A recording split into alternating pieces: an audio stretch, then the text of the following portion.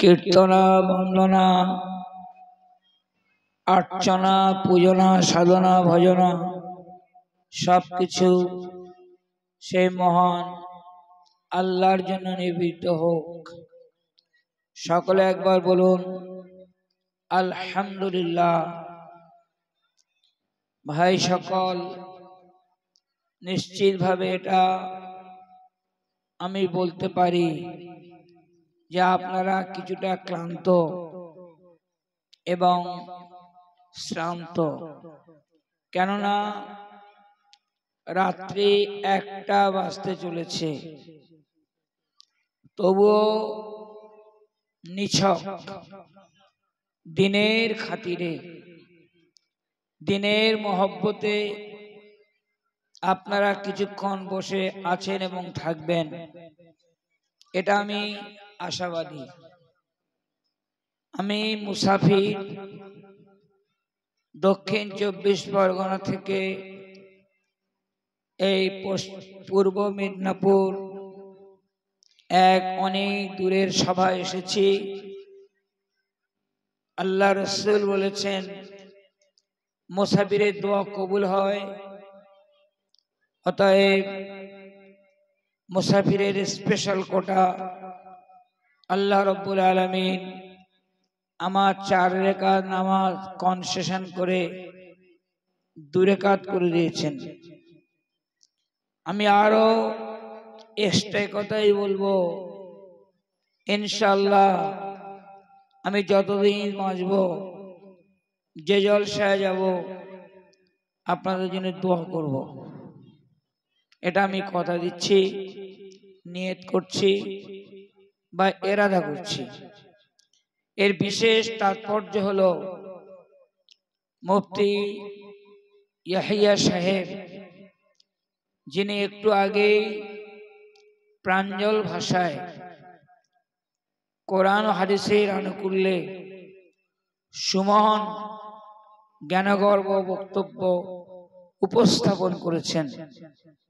আমিও তার অনুরাগী এবং তার ভক্ত বা অনুরাগী।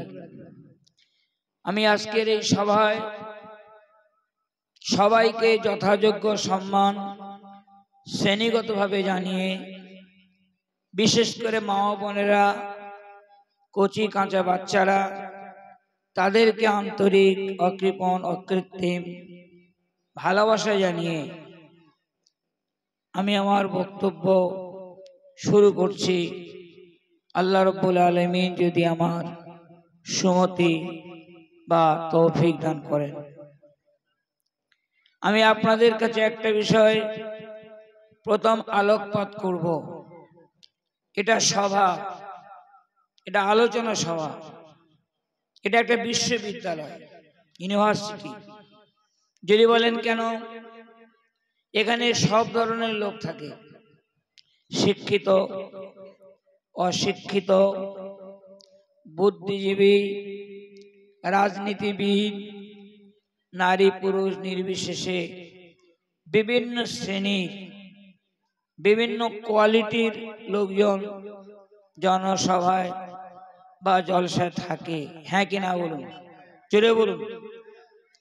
তাহলে এটা সর্বস্তরের শ্রোতা, এটা একটা ইউনিভার্সিটি, এটা একটা বিশ্ববিদ্যালয়। এই সভায় আমি আপনাদের জিজ্ঞাসা করব, আপনারা একটু হ্যাঁ কিংবা না এটা আওয়াজ তুলে স্লোগান দিয়ে যদি আমার ডাকে সাড়া দেন, তাহলে গভীর রাত্রিতে বক্তব্য রাখতে আমার জন্য সহজ এবং সুন্দর হবে। আমি আপনাদের বলবো যে প্রতিটি মানুষ আমরা ভালোবাসার কাঙাল, আমরা ভালোবাসি এবং ভালোবাসতে চাই। হ্যাঁ কিনা বলেন। ভালোবাসার শব্দটা আমাদের কাছে খুব পরিচিত। দেখবেন দীঘায় গিয়ে বিভিন্ন রকমের প্রোডাকশন তৈরি হচ্ছে, সেখানে লেখা আছে আই লাভ দীঘা। জামায় লেখা আছে, গেঞ্জিতে লেখা আছে, কাঠের গায়ে খোদাই করা আছে আই লাভ দীঘা।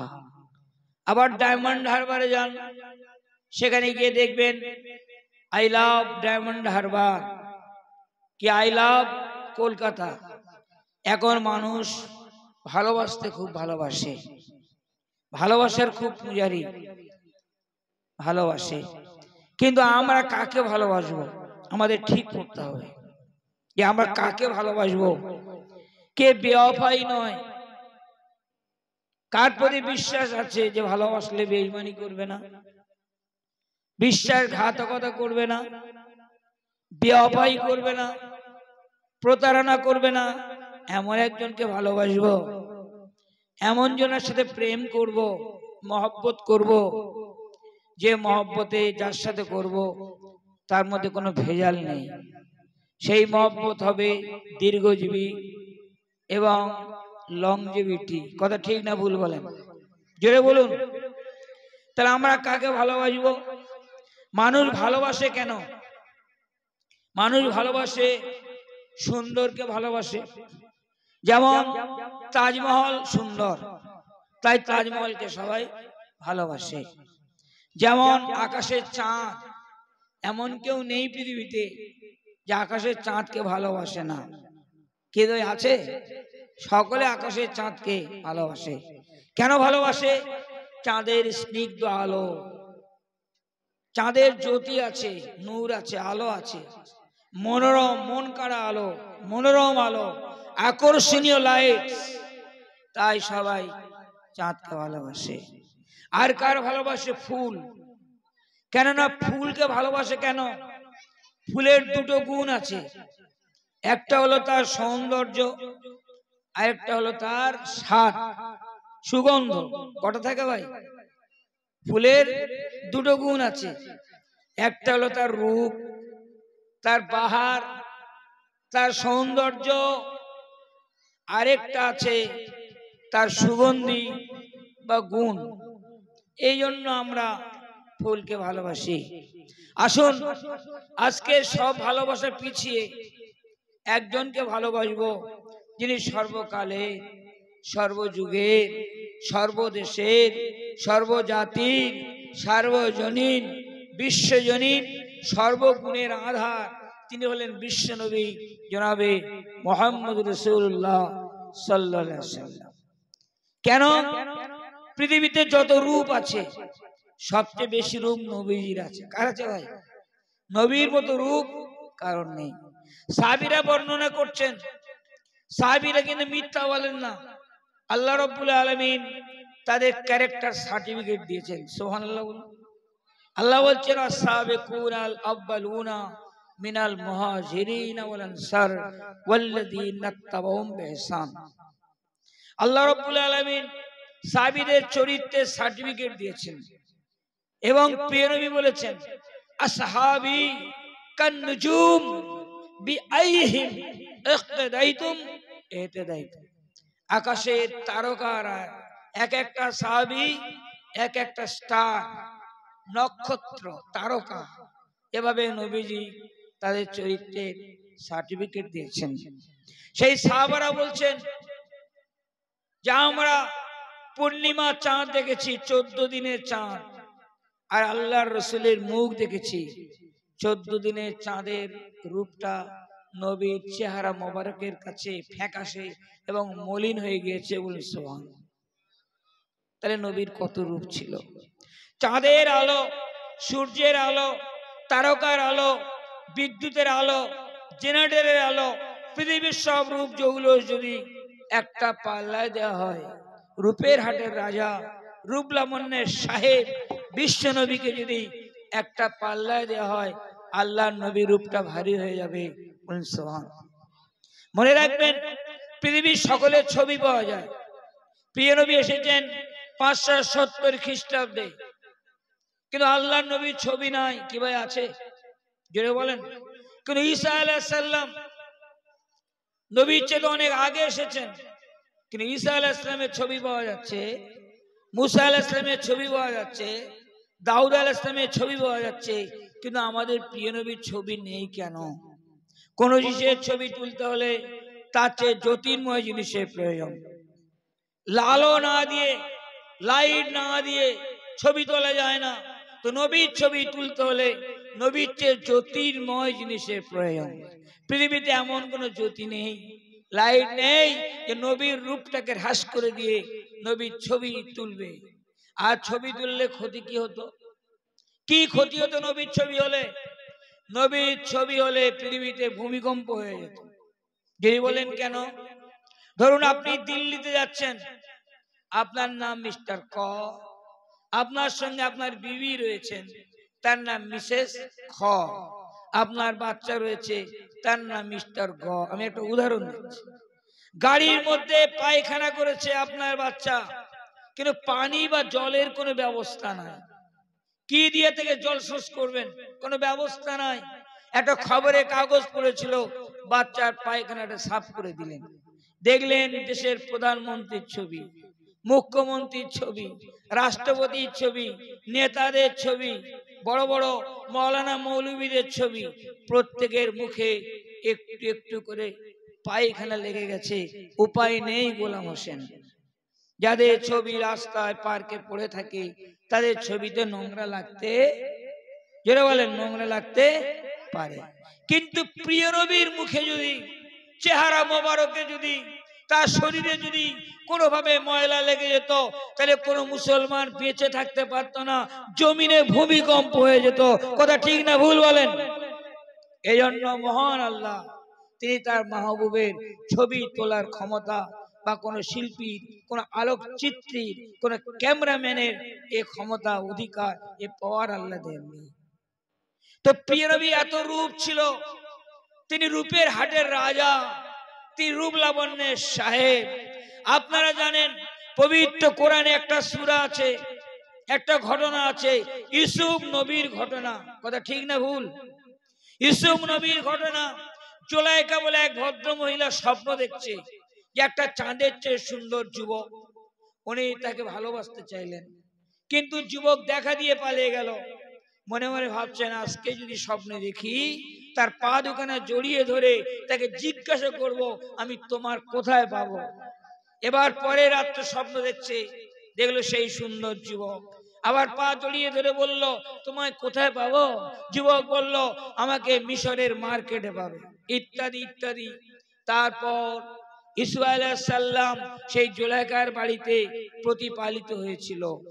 একদিন জুলাইখা মনে মনে ভালোবেসেছে, মনে মনে মহব্বত করেছে ইউসুফকে, কিন্তু ইউসুফকে স্বীকার করতে হবে। স্বীকার করার জন্য সে তার শৈবা সখাকে পরিকল্পনা মাফিক প্ল্যান করেছে, একটা বিল্ডিং তৈরি করেছে, প্রমোদ কানন, বিরাট অট্টালিকা, যাকে বলা হয় মাকানে মান্দুয়া, প্রমোদ কানন তৈরি করেছে।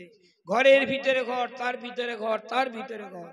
ইউসুফ আলাইহিস সালামকে সেই গোপন ঘরে নির্জনে নিরালায় ডেকে এবার জুলাইখা নিজের শরীরের কাপড় উলঙ্গ করে দিচ্ছে, ঘরের দেওয়ালে উলঙ্গ চিত্র তৈরি করেছে।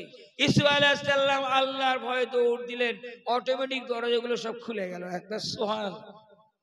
সেই ইউসুফ আলাইহিস সালামের রূপে প্রেমে ফেসে গেল জুলাইখা। পাড়ার লোকেরা বলল, একটা বাদশার বেগম একটা চাকরের প্রেমে পাগল, চারদিকে হই হই ভাইরাল। এবার ওই জুলাইখা সমাজে মেয়েদের মুখটা চাপা দেওয়ার জন্য ইউসুফ নবীকে দাওয়াত করেছিল। এই সমাজে মেয়েদের নিমন্ত্রণ করেছিল, মিশরের মেয়েদের নিমন্ত্রণ করার পরে প্রত্যেকের হাতে চাকু দিল, একটা করে ফল দিল, আর ইউসুফ আলাইহিস সালামকে তাদের সামনে আনলো। তার ইউসুফ নবীকে দেখে বলল, হাজা মালাকুন কারীম, এ তো মানুষ নয়, এ তো আস্ত ফেরেশতা। এই বলে ফল না কেটে প্রত্যেকটি মেয়ে তাদের হাত কাটলো। কি কাটলো? কেন হাত কাটলো? তারা রূপে বিবহর হয়ে গেল। ইউসুফ নবীর রূপ থেকে তারা হতভম্ব, তারা বিভোর, তাদের মাথা ঠিক নাই, তার মগজ খারাপ। তারা ফল না কেটে কি কাটলো? হাত কাটলো। কিসের জন্য? ইউসুফ নবীর রূপ দেখে। হযরত আয়েশা সিদ্দিকা রাদিয়াল্লাহু তাআলা, আমার নবীর স্ত্রী, আমাদের মা, তিনি বলছেন, ও মিশরের মেয়েরা, তোমরা ইউসুফ নবীর রূপ থেকে হাত কেটেছিলে, তোমরা যদি একবার আমার স্বামীর রূপ দেখতে, তোমাদের দিল কেটে টুকরো টুকরো হয়ে যেত। সুবহানাল্লাহ। তাহলে কার রূপ বেশি? কার রূপ বেশি? নবীজির। বলেন নবীজির। কার রূপ বেশি? জোরে বলেন কার? নবীজির রূপ বেশি। তাহলে ভালোবাসবেন চাঁদকে, ভালোবাসবেন ফুলকে, নবীকে কেন ভালোবাসবেন না? তার তো রূপ সবচেয়ে বেশি। এত রূপ ছিল। একজন খ্রিস্টান পাদ্রী কাবা শরীফ জিয়ারত করতে এসেছিল, কিন্তু আবু জেহেল বলল কাবা শরীফ জিয়ারত করা যাবে না। কেন? কাবা এলাকায় একজন নওজোয়ান ঘুরে বেড়ায়, তিনি আমাদের ভাতৃপ্রতিম, তার নাম মুহাম্মদ সাল্লাল্লাহু আলাইহি ওয়াসাল্লাম। তার সঙ্গে যার সাক্ষাৎ ঘটে সে তার দলে হয়ে যায়। আমাদের সন্তান সন্ততি, আমাদের বিবি বাচ্চা, আমাদের চাকর বাকর, আমাদের ছাত্র, আমাদের সন্তানেরা, তারা আমাদের বিরুদ্ধে বিদ্রোহ ঘোষণা করে মুহাম্মদের ফেভারিট হয়ে যাচ্ছে সাল্লাল্লাহু আলাইহি ওয়াসাল্লাম। তাই আমরা সিদ্ধান্ত নিয়েছি কাবা এলাকাটা কয়েক সময়ের জন্য বন্ধ থাকবে। খ্রিস্টান পাদ্রী বলল আমরা কারোর কথা শুনবো না। এ কাবা কারোর বাবার জমিদারি নয়, কারোর পৈতৃক সম্পত্তি নয়, আমি জোর জবরদস্তি ঘুরবো। তখন কাফেররা বলল একটা শর্ত আছে, যদি ঘুরতে চাও একটা শর্ত আছে। কি শর্ত? কানে তুলে দিতে হবে, মাথা নিচু করে হাঁটতে হবে, কারোর সঙ্গে কথা বলতে পারবে না, আমরা পিছনে অবজার্ভ করব এবং পর্যবেক্ষণ করব। শর্ত সাপেক্ষে কাবা প্রদক্ষিণ করছে, জিয়ারত করছে। কিছুটা চলার পথে সেই পাদ্রী দেখলো কাবা শরীফের কর্নারে একটা সুন্দর যুবক দাঁড়িয়ে আছে। চাঁদের চেয়ে সুন্দর মুখখানা, গোলাপের চেয়ে রাঙা রাঙা ঠোঁটখানা, মুক্তা চেয়ে ধবধবে দাঁতখানা, কাজল কালো চোখ, মস্ত নাক, সমতলা ভ্রু, নাকটা লম্বা কিন্তু খুব লম্বা নয়, চোখটা বড় বড় কিন্তু খুব বড় নয়, মাথায় এক রাশ চুল আছে কালো কুচকুচে, মাঝখানে সিথি আছে, কয়েকটা থাক আছে, খুব কোঁকড়ানো নয়, যেমন নদীর পানির ঢেউ খেলে। বক্ষ দেশ থেকে নিয়ে নাভি তলদেশ পর্যন্ত লম্বা চুলের রেখা, ঠোঁটের দিকে তাকালে মনে হবে কে যেন এক প্যাচ গোলাপি রং দিয়ে তার ঠোঁটটা পালিশ করে দিয়েছে। এত সুন্দর মুখ কোনোদিন দেখেনি, দেখার সৌভাগ্য তার জুটেনি। তাই ওই যুবককে দেখে থমকে চমকে দাঁড়িয়ে গেল। এবার কাফেররা বলল, মুশরিকরা বলল, তোমার সাথে শর্ত আছে যে তুমি কোনো দিকে তাকাবে না, কারোর সাথে কথা বলবে না। তুমি কি দেখছো? বলল আমি দেখছি এত সুন্দর যুবকটি কে।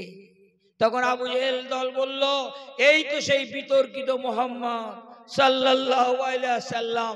ये ম্যাজিক জানে, ये জাদু জানে, ম্যাজিশিয়ান, তাই ये ম্যাজিক করে তোমাকে বশ করেছে। খ্রিস্টান পাদ্রী বলল, যার মুখটা এত সুন্দর সে কোনোদিন জাদুকর হতে পারে না। কানের তুলো খুলে দিয়ে, বারণের বেড়া ভেঙে দিয়ে নবীজির সামনে দাঁড়িয়ে বিনয়ের সাথে জিজ্ঞাসা করছে, আপনি কে? প্রিয় নবী বলেন, আমি একজন নবী। আপনার পরিচয়? আমি নবী। তাহলে আপনার বক্তব্য শোনান। প্রিয় নবী পবিত্র কোরআনের কয়েকটি আয়াত পাঠ করলেন। আয়াত শুনে বলল আরেকবার পড়ুন। প্রিয় নবী পুনরায় পড়লেন, আবার বলল আরেকবার পড়ুন। প্রিয় নবী আবার পড়লেন। তৃতীয়বার শোনার পরে বলল, গো নবীবর, আমি আপনার দলে হতে চাই, আপনার জাতীয় পতাকার তলে ভিড় করতে চাই, আমি ইসলাম কবুল করতে চাই। ইসলাম কবুল করে নিল কিসের কারণে? তিনটে পয়েন্ট। কটা পয়েন্ট? তিনটে পয়েন্ট। নাম্বার এক, প্রিয় নবীর রূপ দেখে পাগল হয়ে গেল। প্রিয় নবীর রূপ, I mean crystal, I've thought a dream and thought a reality.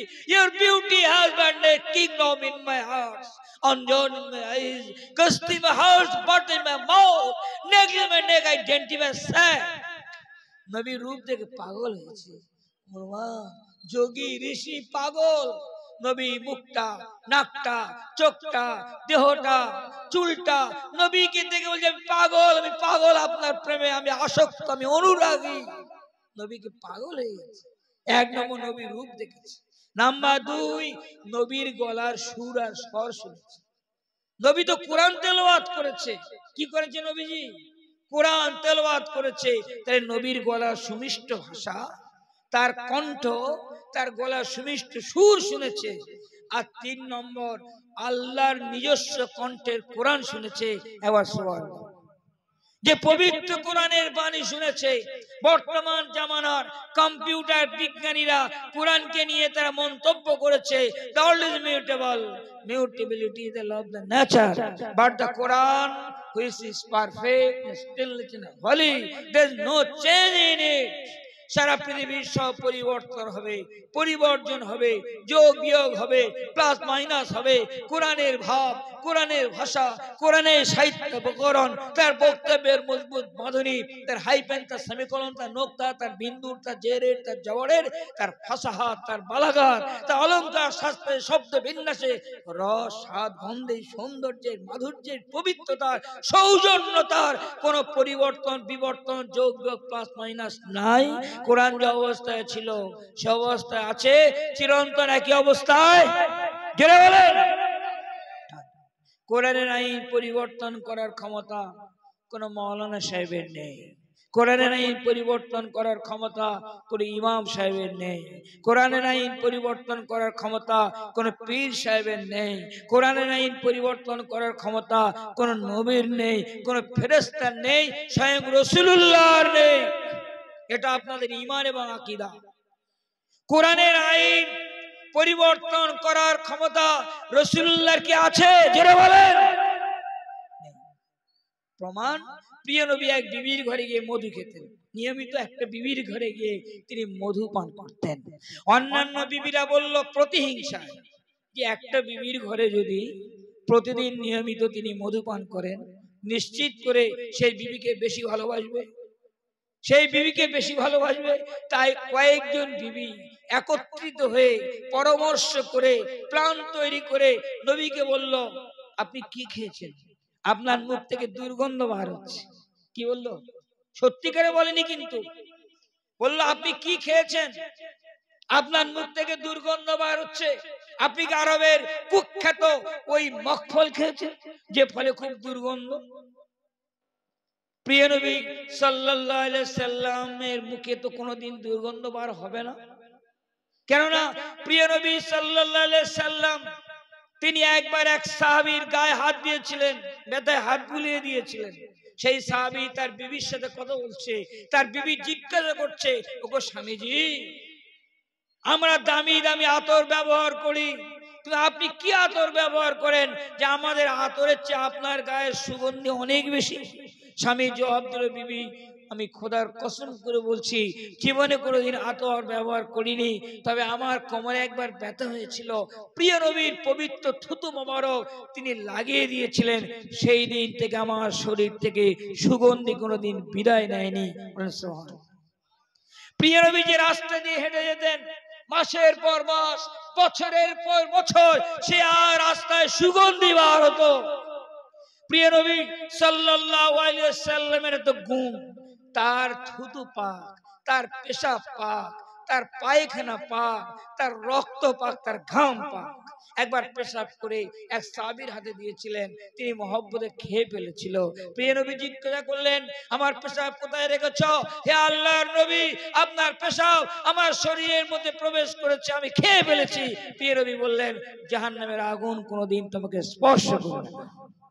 প্রিয় নবী যুদ্ধের ময়দানে, জীবন যুদ্ধের মহান সাধক তিনি, মহান সেনাপতি, চিফ কমান্ডার, সিপাহ সালার তিনি জীবনে 28টা যুদ্ধ করেছেন, কিন্তু একটা প্রাণ তার হাতে মরেনি।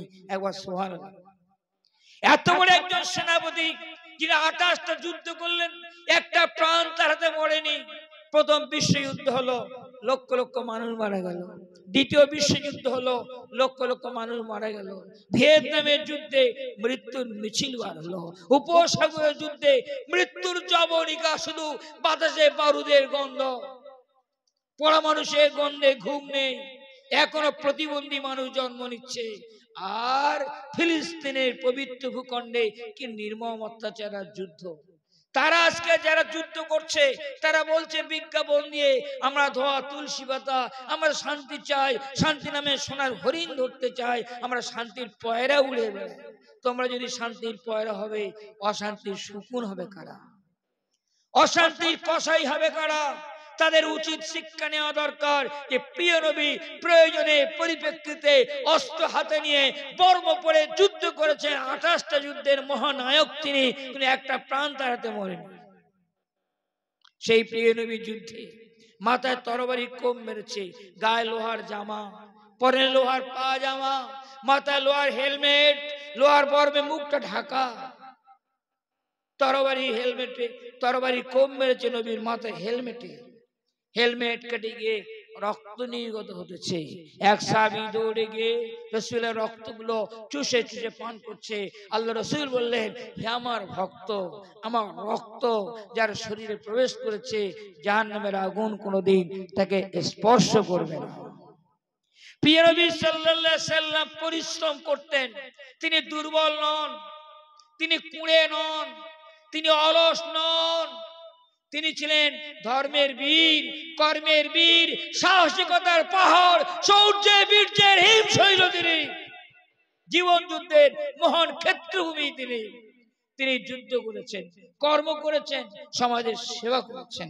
প্রিয় নবী কাজ করতেন, তার কপাল থেকে ঘাম বার হতো, শরীর থেকে ঘাম বার হতো। সাহাবায়ে কেরাম নবীর বিবিরা সেই ঘামগুলো শিশিরিতে ভরে রাখতো, আতরের মতো ব্যবহার করতো। একবার সুবহানাল্লাহ। সেই প্রিয় নবী সাল্লাল্লাহু আলাইহি ওয়াসাল্লাম, তাহলে কি তার মুখ দিয়ে দুর্গন্ধ বার হয়? কিন্তু বিবিরা তো বলছে, হুজুর আপনি কি খেয়েছেন, আপনার মুখ থেকে দুর্গন্ধ কেন? বলছে যাতে করে ওই বিবির ঘরে গিয়ে মধু না পান করে। প্রিয় নবী বিবিদের কথা শোনার পরে তিনি আল্লাহর নামে শপথ করলেন, আল্লাহর কসম আমি আর মধু খাবো না। আল্লাহ রাব্বুল আলামিন পবিত্র কোরআন থেকে একটা সূরা অবতীর্ণ করলেন, যে সূরাটির নাম সূরা তাহরীম। সেই সূরায় আল্লাহ নবীকে বলছেন, হে নবী আমি মধুকে হালাল করেছি, তুমি তোমার বিবিদের সন্তুষ্ট করার জন্য না খাওয়ার কসম করেছো, কসম ভেঙে দাও, কাফারা দাও, পুনরায় মধু খাওয়া শুরু করো। এই ঘটনার দ্বারা কি প্রমাণিত হয়? কোরআনের আইন পরিবর্তন করার ক্ষমতা স্বয়ং রাসূলুল্লাহর নেই। রাসূলুল্লাহ যদি না থাকে তাহলে কার থাকতে পারে? কোন রাষ্ট্রনায়কের থাকতে পারে? কোন বিচারকের থাকতে পারে? কোন আদালতের থাকতে পারে? দুঃখের বিষয়, পরিতাপের বিষয়, ভারতবর্ষের সুপ্রিম কোর্টের প্রধান বিচারপতি ওয়াইবি চন্দ্রচূড় শাহবানু মামলাতে এই পবিত্র কোরআনের বিরুদ্ধে রায় দিয়েছিল। পবিত্র কোরআনের বিরুদ্ধে রায় দিয়েছিল ভারতবর্ষের উচ্চ আদালত।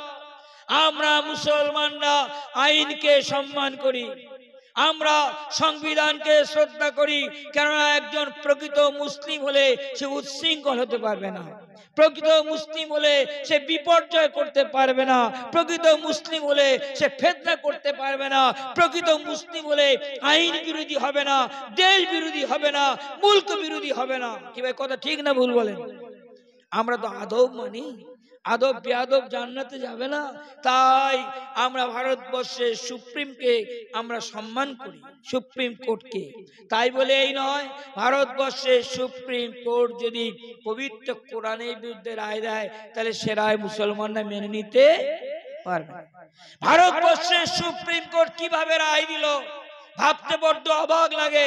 কেননা সংবিধানে লেখা আছে, সংবিধানের ডাইরেক্ট প্রিন্সিপাল প্রস্তাবনা, সংবিধানের মৌলিক ধারা, ফান্ডামেন্টাল রাইটস মৌলিক ধারা, সেখানে লেখা আছে এদেশে যারা জন্মগ্রহণ করেছে, যাদের দেখার কোনো দেশ নাই, তারা তাদের ধর্মের বিধান নিখুঁতভাবে মেনে চলবে, সেখানে কেউ হস্তক্ষেপ করতে পারবে।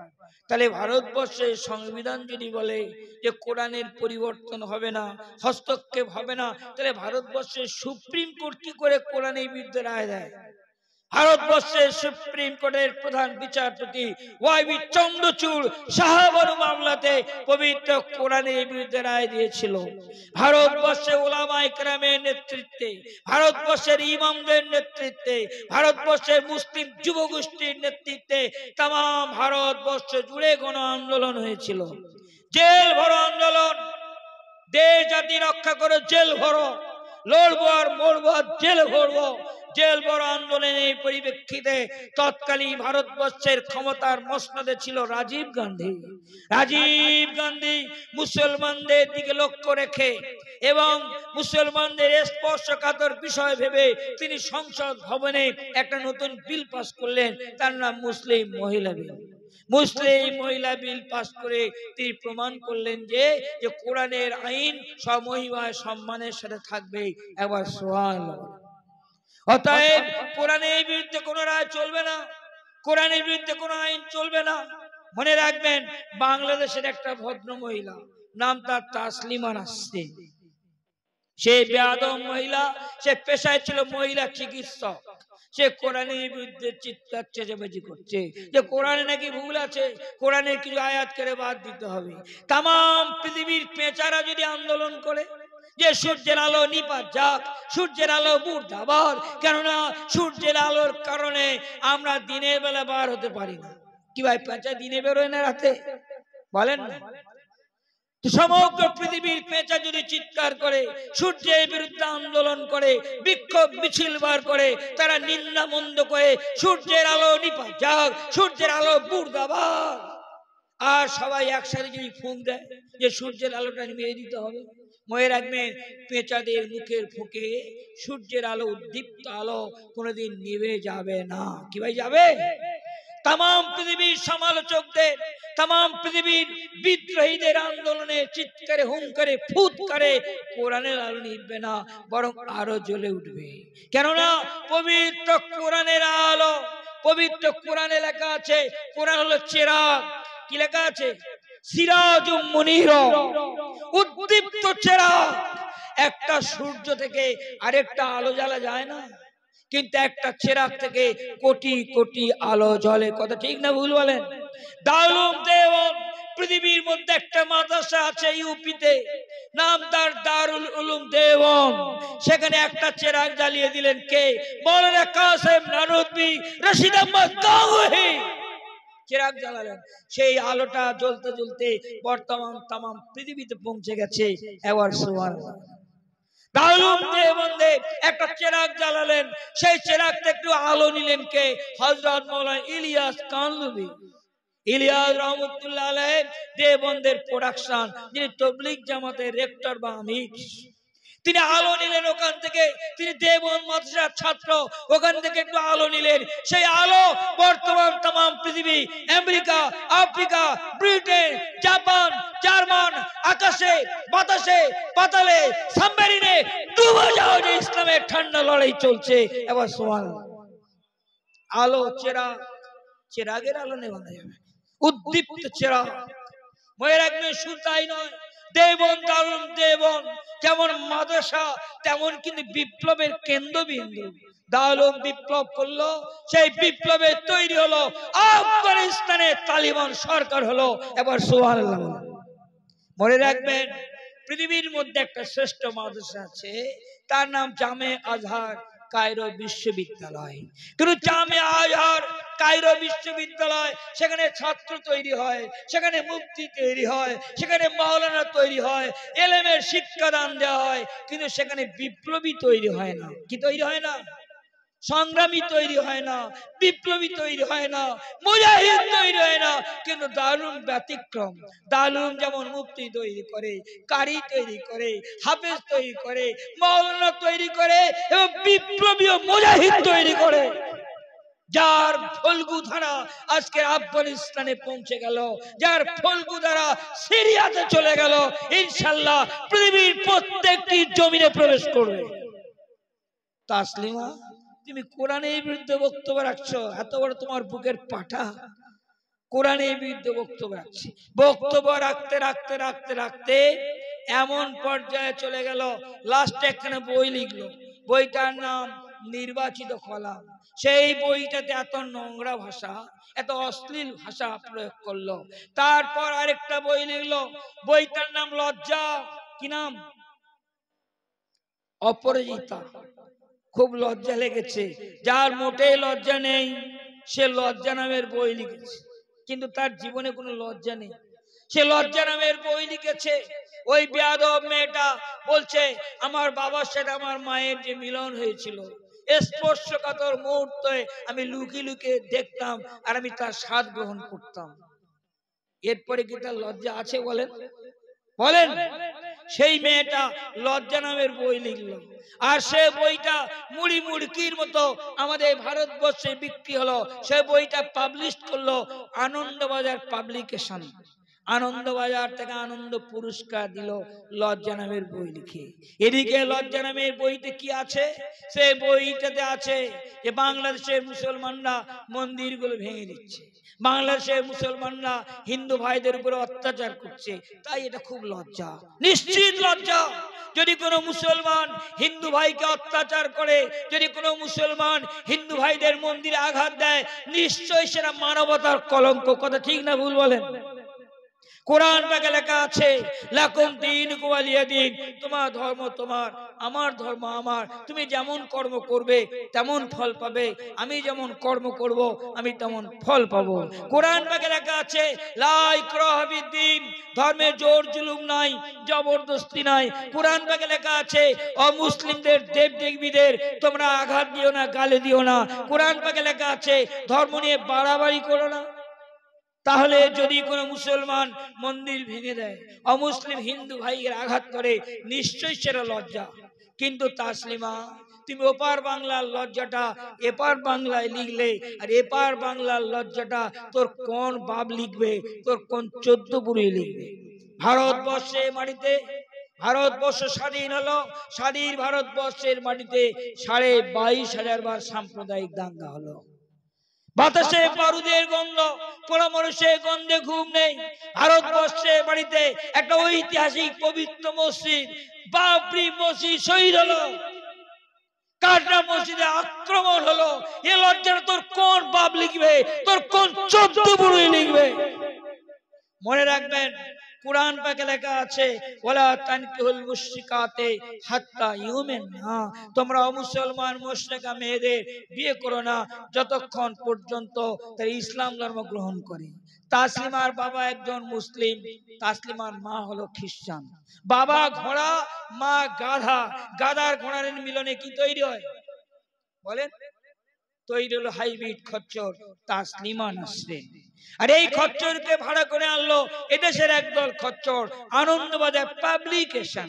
এদিকে ভোট ভিখারি দল, তারা মঞ্চে দাঁড়িয়ে বক্তৃতা দিচ্ছে হিন্দু মুসলমান ভাই ভাই একসাথে থাকতে চাই, মিলেমিশে বাঁচতে চাই, সাম্প্রদায়িক সম্প্রীতি চাই, জাতীয় সংহতি চাই, এক বৃন্তে দুইটি কুসুম।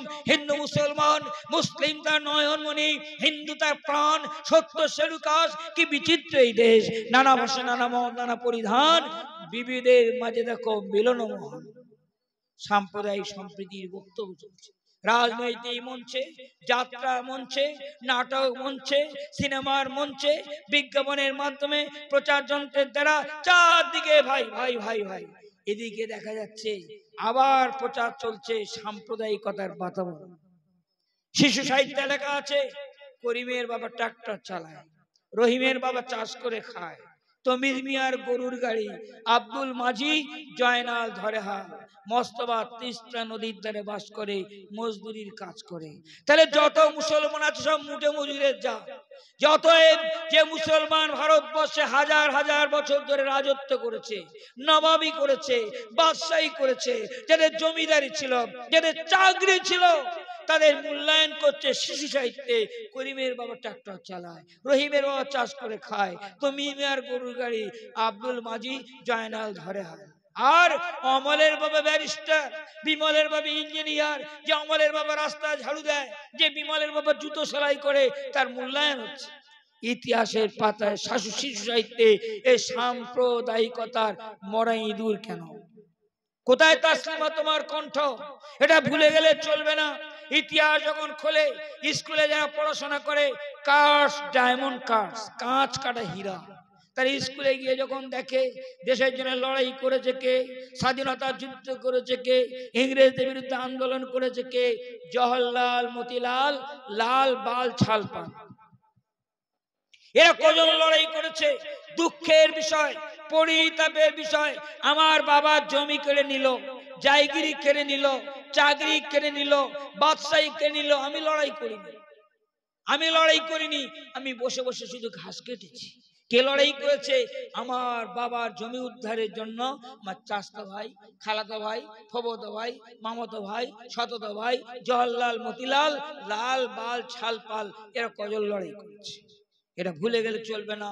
অমুসলিমরা যদি 1 কুইন্টাল খুন দেয়, আমরা 10 কুইন্টাল খুন দিয়েছি। অমুসলিমরা যদি 1000 প্রাণ দেয়, 10,000 প্রাণ দিয়েছি। অমুসলিমরা যদি 1000 জেল খাটে, আমরা 10,000 জেল খেটেছি। আন্দামান দ্বীপপুঞ্জ তার সাক্ষী, বালাকট প্রান্তর তার সাক্ষী, কানপুর ইলাহাবাদ তার সাক্ষী, সিটি অফ জয় কলকাতা তার সাক্ষী। এ মাটির সুখে দেখুন, নিকে দেখুন, আমাদের রক্তে গন্ধ যায়নি, আমাদের রক্তে রঞ্জিত, আমাদের ঘামে সিঞ্চিত। আমরা ভারতবর্ষকে স্বাধীন করার জন্য কুইন্টাল কুইন্টাল খুন দিয়েছি। ইংরেজদের পা চাটা ঐতিহাসিক, ইংরেজদের ওষুধ খাওয়া ঐতিহাসিক, ইংরেজদের ট্যাবলেট খাওয়া ঐতিহাসিক, ইংরেজদের ওষুধ খাওয়া ঐতিহাসিক। হিন্দু মুসলমানের ডিভিশন তৈরি করার জন্য ডিভাইড এন্ড রুল, সাম্প্রদায়িক দাঙ্গা তৈরি করে দেশকে টুকরো করে ভারতবর্ষের সার্বভৌমত্ব, ভারতবর্ষের শক্তিকে খর্ব করার জন্য এটা একটা ষড়যন্ত্র, চক্রান্ত। আজকে দুঃখের সঙ্গে বলবো, আমরা দেশের জন্য প্রথম শহীদ হয়েছি, তার নাম বাংলা, বিহার, উড়িষ্যা শেষ স্বাধীন নবাব সিরাজউদ্দৌলা। ভগবান গলা নদী কিনারায় বুড়ি গঙ্গার ধারে তিনি বেগম লুৎফার হাত ধরে মেরে বলেছিলেন, হে বেগম লুৎফা, আবে জমজম খুরমা বাদাম, আমার নানা আলীবর্দী খাঁ প্রত্যেক দিন ফজরের নামাজের পরে আর জমজমার পানি আর মদিনার খেজুর দিতেন।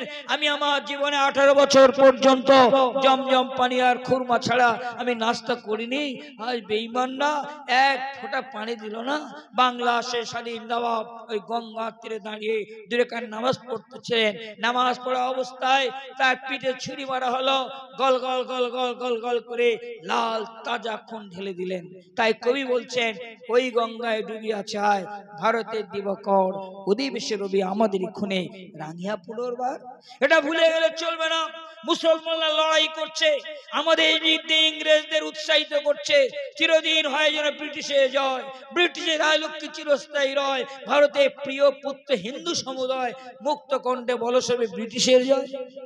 আর মুসলমান টুপিওয়ালা দাড়িওয়ালা যুদ্ধ করছে, তাদের ঠাট্টা করে বলছে একেবারে মারা গেল, যত চাপ ধরে হ্যাস ফ্যাস করে, যত প্যাঁচ করে নেড়ে মাঝি মোল্লা তওবা তোল্লা, দাড়ি পাল্লা ধরি মারে আর মরে বলে মরি আল্লাহ মরি।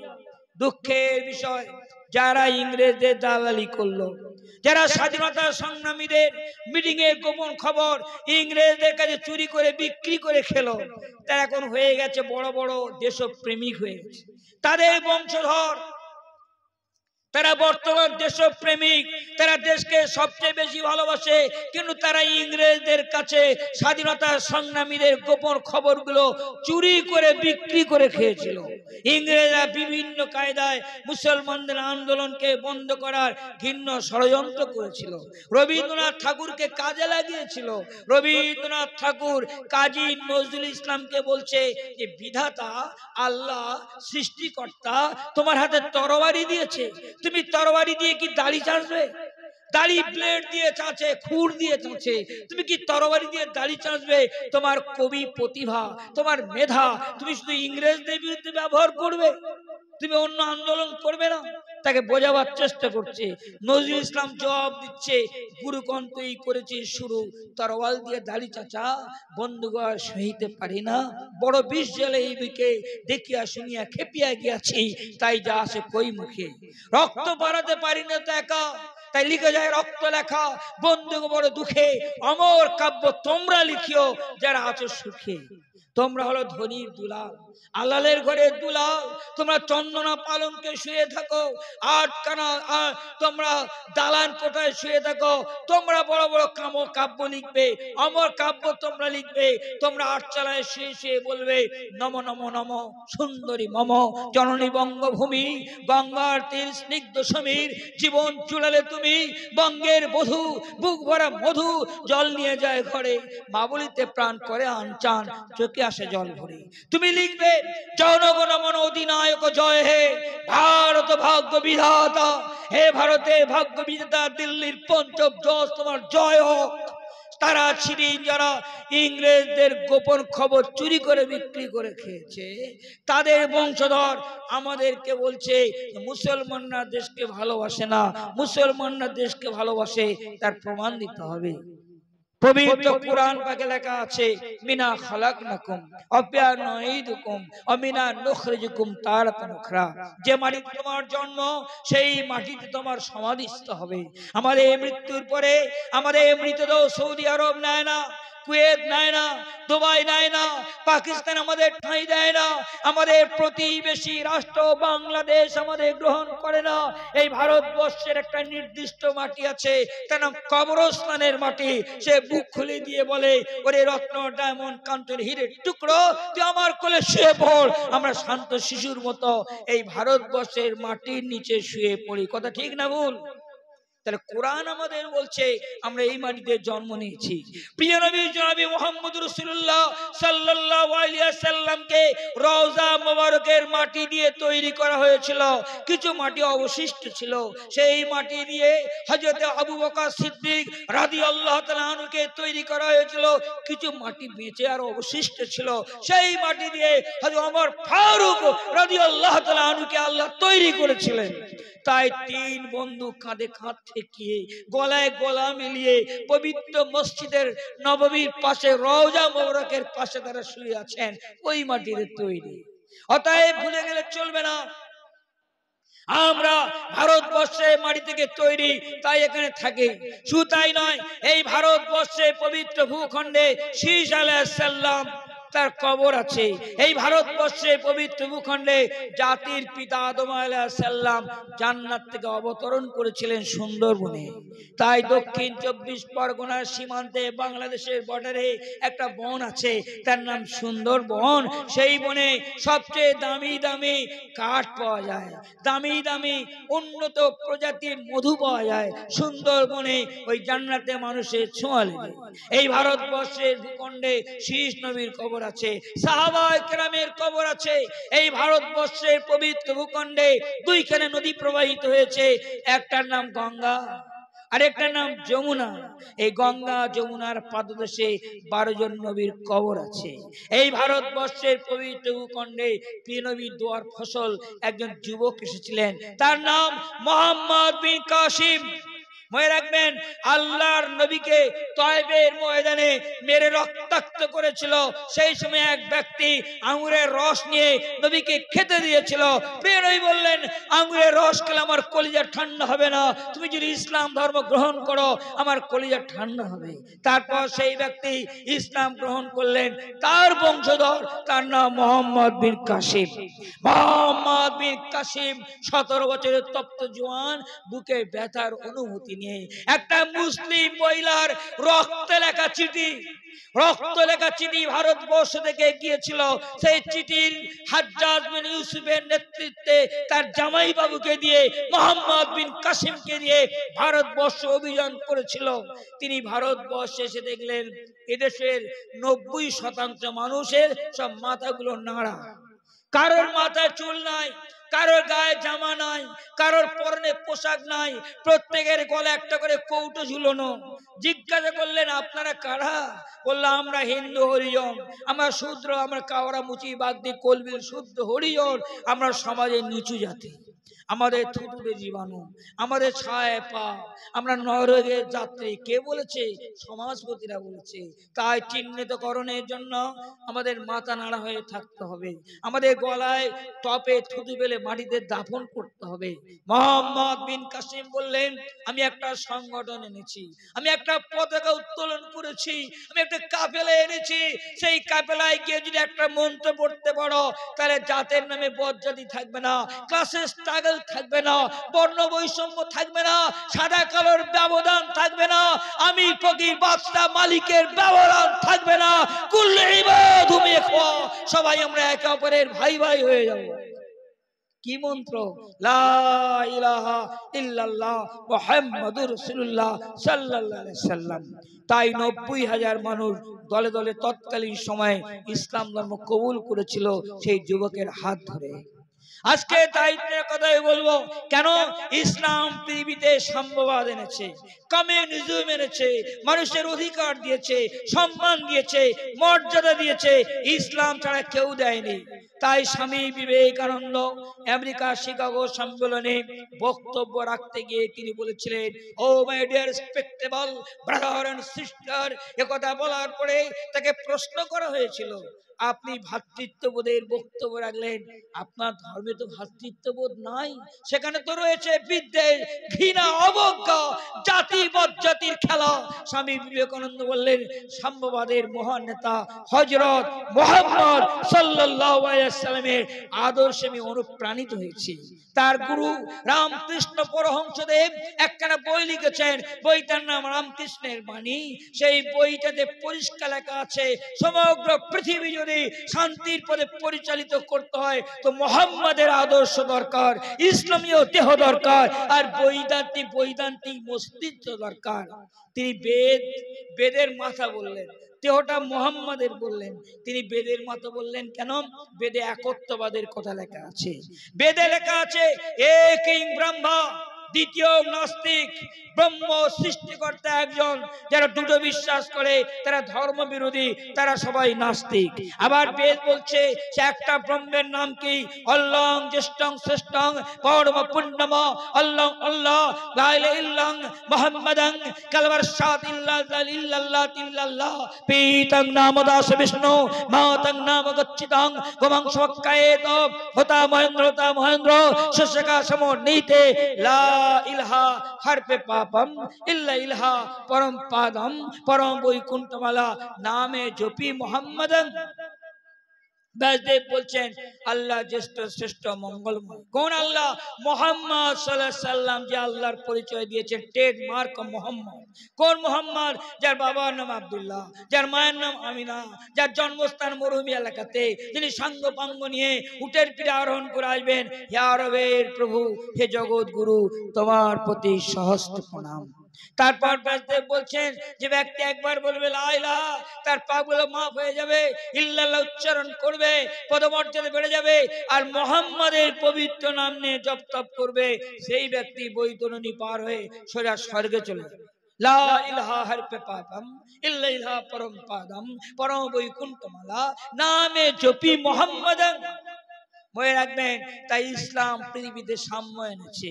আমি মাওলানা আবুল কাসেম রসুলি যদি বলি আমি আগামীকাল হিন্দু হব, আমাকে আদর কদর করে গ্রহণ করবে। যদি আমি শর্ত রাখি, কিন্তু আমার একটা শর্ত আছে, আমি মন্দিরের পুরোহিত হব। আমাকে হিন্দু করা হবে, কিন্তু জাতের নামে বজ্জাতি খেলা আছে, আমাকে পুরোহিত করা হবে না। কি ভাই হবে? পুরোহিত হতে হলে ব্রাহ্মণ বংশে জন্ম নিতে হবে। যদি আপনার প্রশ্ন করেন মাওলানা আপনি মন্দিরে পুরোহিত হবেন, আপনি কি মন্ত্র পড়তে পারবেন? হ্যাঁ, মন্ত্র পড়বো। ইয়া দেবী সর্বভূতে বহুরূপে নমস্তিতে সংহারিতে নমস্তিতে নমস্তস্যৈ নমস্তস্যৈ নমস্তস্যৈ নমস্তুতে নমো নমঃ। তবু আমাকে মন্দিরে পুরোহিত করা হবে না। পৃথিবীর কোন মানুষ যদি কাওড়া, মুচি, বাগদি, কোল, ভিল, মুদ্রাপাড়ার হরিজন, তাফসিলি, আদিবাসী, উপজাতি যদি একবার কলেমা পড়ে, পাক সাফ হয়ে যায়, এলেম অর্জন করে, সে কাবা শরীফের ইমাম হতে পারবে। একবার সুবহানাল্লাহ। এটার নাম ইসলামের সাম্যবাদ। মনে রাখবেন, প্রিয় নবী সাল্লাল্লাহু আলাইহি ওয়াসাল্লাম বেলাল হাবশিকে মদিনার মসজিদের মুয়াজ্জিন বানালেন, যার গায়ের রং প্রচন্ড কালো, যার ঠোঁটটা নিচের দিকে ঝুলে পড়েছিল, বিভৎস চেহারা, কুৎসিত কদাকার। প্রিয় নবী মদিনার মসজিদের মুয়াজ্জিন বানালেন, যে মসজিদে 1 রাকাত নামাজ পড়লে 50,000 রাকাতের সওয়াব পাওয়া যাবে। প্রিয় নবী সাল্লাল্লাহু আলাইহি সাল্লাম কৃতদাস জায়েদ বিন হারিসকে পুত্রের সম্মান দিলেন। তার পুত্র উসামা বিন জায়েদকে তিনি যুদ্ধের ময়দানে সেনাপতির দায়িত্ব দিলেন। কে সম্মান দিয়েছে কালো মানুষের? কে সম্মান দিয়েছে মুটে মজুরের? কে সম্মান দিয়েছে ফেরিওয়ালা, রিকশাওয়ালা, ভ্যানওয়ালা? কে সম্মান দিয়েছে খেটে খাওয়া মেহনতি মানুষের? প্রিয় নবী তিনি বললেন, আল কাসিব হাবিবুল্লাহ, যারা পরিশ্রম করে খায় তারা হলো আল্লাহর বন্ধু। একবার সুবহানাল্লাহ। প্রিয় নবী সব স্তরে সম্মান দিলেন, সর্বস্তরে। তাই পৃথিবীর সবচেয়ে বড় মুষ্টিযোদ্ধা, তার নাম মিস্টার কেসিয়াস ক্লে, যার একটা হুজুর ওজন ছিল 1 কুইন্টাল 94 কেজি। তিনি ইসলাম ধর্ম কবুল করেছেন। বলেন সুবহানাল্লাহ। সাংবাদিকরা প্রশ্ন করলো, কেন আপনি ইসলাম গ্রহণ করলেন? ইসলাম অনেক দিনের পুরাতন, উঠে চলা যুগে গরম মরুভূমির দেশে নাজিল হয়েছিল। বর্তমান যুগ বিজ্ঞানের যুগ, রকেটের যুগ, প্লেন, সাবমেরিন, কম্পিউটারের যুগে আপনি কেন ইসলাম গ্রহণ করলেন? মিস্টার কেসিয়াস ক্লে বলল, কালো মানুষের সম্মান ইসলাম ছাড়া কেউ দেয়নি। আমি বিশ্ব বিজয়ী আমেরিকার সোনার মেডেল গলায় নিয়ে বাল্যবন্ধু মিস্টার রনি কিংকে সঙ্গে নিয়ে এক আমেরিকার হোটেলে খেতে গিয়েছিলাম। হোটেলে দারোয়ান বলল, এটা সাদাদের হোটেল, আপনার গায়ের রং কালো, কালো মানুষের প্রবেশের অধিকার নেই। আমি রেগে গিয়ে আমায় ঘুষি চালিয়ে দিলাম, পেশি বল দিয়ে দিলাম, যে একটা ঘুষির ওজন ছিল 1 কুইন্টাল 94 কেজি। হোটেলের দারোয়ানকে মেরে দিয়ে বাল্যবন্ধু মিস্টার রনিকিনকে সঙ্গে নিয়ে নদীর কিনারায় দাঁড়িয়ে বলতেছিলেন, হে বন্ধু রনিকিন, আমি ওই দেশে ওই আদর্শে থাকবো না যে আদর্শে কালো মানুষকে সম্মান দেয় না, কালো মানুষের মর্যাদা দেয় না। আজ আমার মনে পড়ে যায় কালো মানুষের মুক্তি সূর্য, নারী দরদি মরমী বন্ধু আর সর্বহারার মহান নেতা বিশ্ব নবী জনাবে মুহাম্মদ রাসূলুল্লাহ সাল্লাল্লাহু আলাইহি ওয়াসাল্লাম, যিনি প্রমাণ করেছেন বাইরে কেবল কালো আর ধুলো, ভিতরে সবার সমান রাঙা। যিনি প্রমাণ করেছেন ইসলাম রং দিয়ে বিচার করে না, অর্থ সম্পদ দিয়ে বিচার করে না, চাকরি ডিগ্রি দিয়ে বিচার করে না, বংশ বনিয়ত দিয়ে বিচার করে না। Not quantity but quality. ইসলাম সংখ্যাধিক্য দেখে না, ইসলাম গুণগত দিক দেখে। এবার সুবহানাল্লাহ। অতএব চরিত্র যদি ভালো হয়, সৎ যদি হয়, গুণ যদি থাকে, কোরআনে পাকে মূল্যায়ন করেছে, ইন্নামা আকরামাকুম ইনদাল্লাহি আতকাকুম, তোমাদের মধ্যে ওই ব্যক্তি শ্রেষ্ঠ যার মধ্যে আল্লাহর ভয় আছে। প্রিয় নবী বলেছেন, আহসানুকুম আহসানুকুম আখলাকা, তোমাদের মধ্যে ওই ব্যক্তি সেরা, উত্তম এবং শ্রেষ্ঠ যিনি চরিত্রের দিক দিয়ে অধিকতর উত্তম। এবার সুবহানাল্লাহ।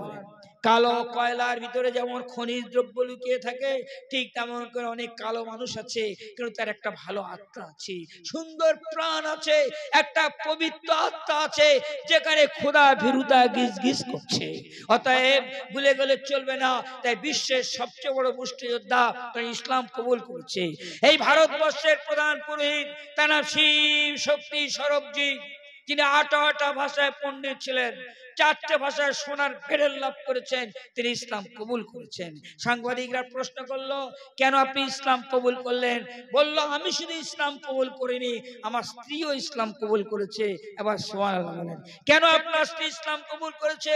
তিনি বললেন, ইসলাম ধর্ম গবেষণা করেছি, কোরআন নিয়ে পড়াশোনা করেছি, হযরত মুহাম্মাদের জীবনী নিয়ে পরম ভাবে রিসার্চ করেছি, করে দেখেছি নারী জাতির সম্মান ইসলাম ছাড়া কেউ দেয়নি। এবার সুবহানাল্লাহ বলেন।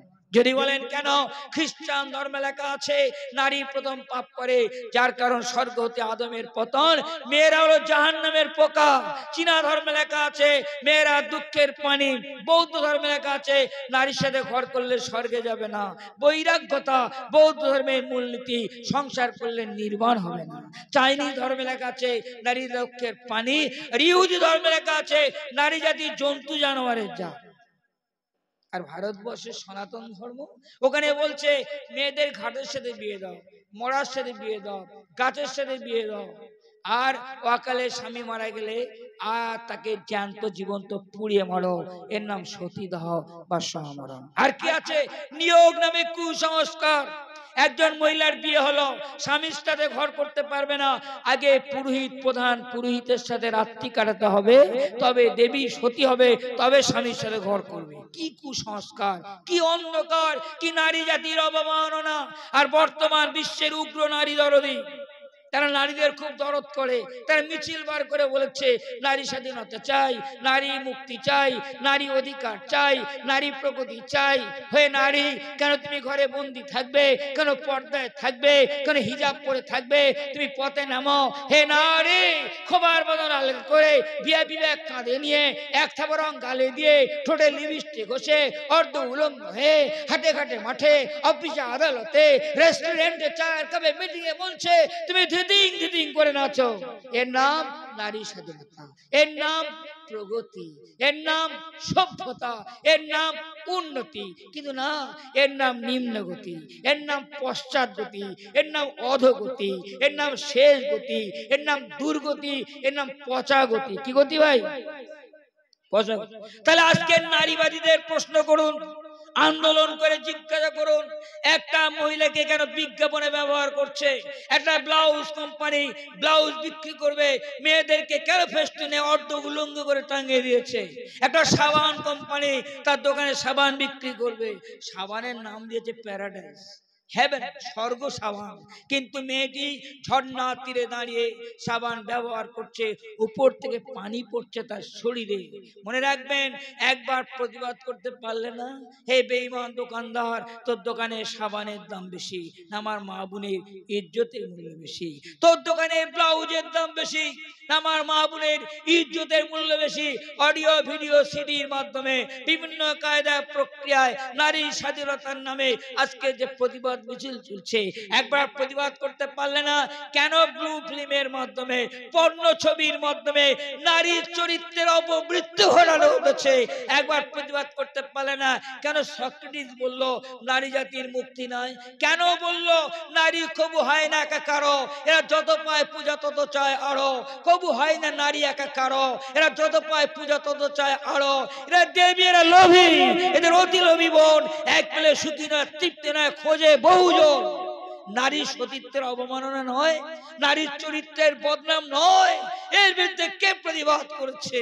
আজকে তাসলিমা, তুমি ওপার বাংলা থেকে তাড়া খেয়ে তুমি এপার বাংলা এসে লজ্জা নামের বই লিখে হিন্দু মুসলমানের সাম্প্রদায়িক দাঙ্গা দেওয়ার ঘৃণ্য ষড়যন্ত্র আত্মক্ষান্ত করছো। শ্রদ্ধেয় স্নেহাস্পদ ভাইরা, নারী মুক্তি একমাত্র আমাদের নবী দিয়েছেন। একবার সুবহানাল্লাহ বলবেন না? জাহিলিয়াতের জামানায় মেয়েদের হাত পা বেঁধে নদীতে ফেলে দেওয়া হতো, জ্যান্ত জীবন্ত গরম বালির তলা কবর দেওয়া হতো। প্রিয় নবী এই কুসংস্কারের বিরুদ্ধে লড়াই করে এই কুসংস্কারকে বন্ধ করে দিলেন। জাহিলিয়াতের জামানায় বিধবার কোনো সম্মান ছিল না, বিধবার কোনো মর্যাদা ছিল না। কোন সামাজিক অনুষ্ঠানে, বিচিত্র অনুষ্ঠানে কারোর সঙ্গে সম্পর্ক কায়েম করতে পারত না। প্রিয় নবী 25 বছরের তপ্ত যৌবন নিয়ে কেন 40 বছরের বুড়ি মেয়েটা খাদিজাতুল কুবরা, তিনি আমাদের মা, কিন্তু তিনি বয়স্কা, 40 বছরের বয়স্কা মহিলা, কেন তিনি বিয়ে করলেন? তিনি প্রমাণ করে দিলেন যে ফুলটা গাছ থেকে ঝরে গেছে, ওকে মারিয়ে দিও না, শুকিয়ে যাবে, ওকে ফুলদানিতে সাজিয়ে দাও, সুন্দর লাগবে। একবার সুবহানাল্লাহ বলেন। নবীর কিসের অভাব ছিল? তার কিসের কমি ছিল?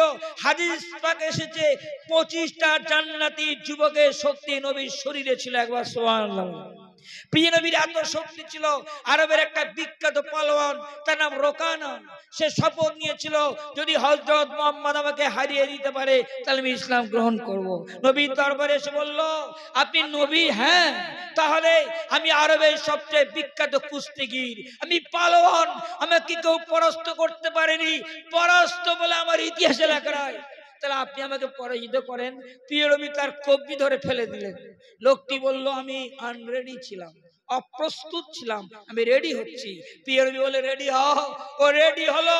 নবীজি তার কবজি ধরে ছাগল বাচ্চার মতো দূরে ছুঁড়ে ফেলে দিলেন। এবার সুবহানাল্লাহ। নবীর শক্তি সামর্থ্য।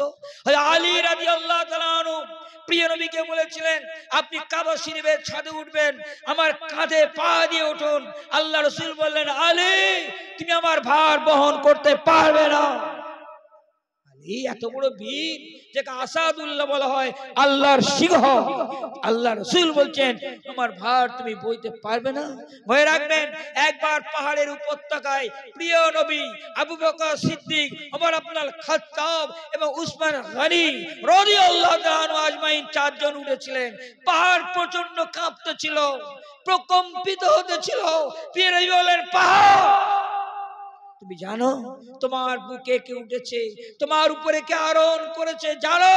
একজন নবী, একজন সিদ্দিক আর দুজন শহীদ আছে।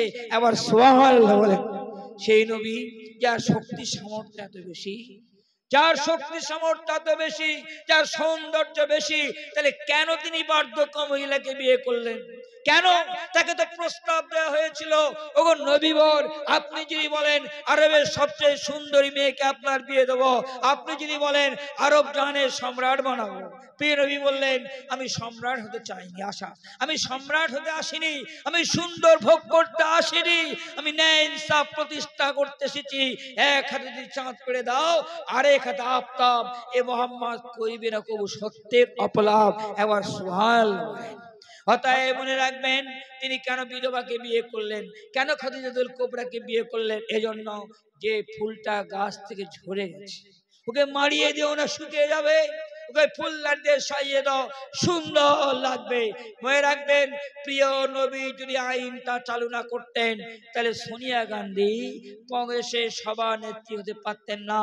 তাকেও তার স্বামী রাজীব গান্ধীর সঙ্গে কাঁকড়া পোড়ানো করে ওই রাজঘাটে মহাত্মা গান্ধীর পাশে তাকে পুড়িয়ে মারা হতো।